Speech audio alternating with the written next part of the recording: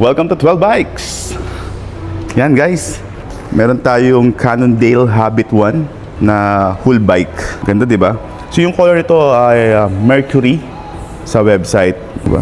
Parang gray siya na raw, pero ano siya, painted siya. Hindi siya yung raw, pero parang raw sa malayo. Ganda, di ba?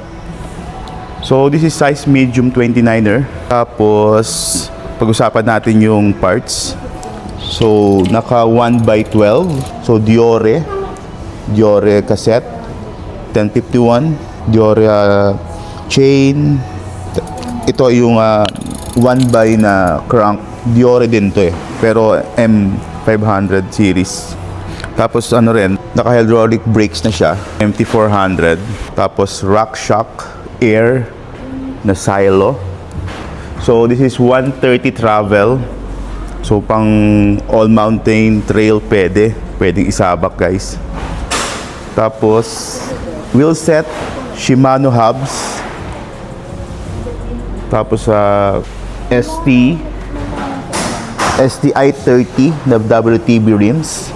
Tapos Maxxis tires, DHR sa likod, DHF sa harapan. Yan. Maganda yung tires na ginamit dito kasi naka tubeless ready na siya. 3C Maxxterra XO-TR. Pangsabak talaga sa trail. All mountain, pwede. Tapos naka-dropper post na to. Yan. Cannondale yung saddle. Yung grip, fabric. Yan.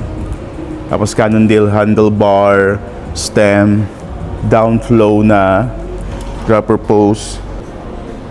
So wala ka nang hahanapin pa. 180 sa likod yung yung rotor niya, 203 sa harapan. Yan, di ba? Very nice. Ganda.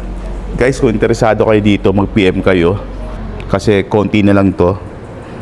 And medium, large na lang meron. And then may ibang color tayo. And then Habit 1, 2, and 3 meron din. Kung interesado kayo dyan, mag-PM lang kayo. Ito yung sale price ng Habit 1 guys ha. Yan. Unahan na lang, konti na lang to. Ang ganda. Sulit na rin. Thank you.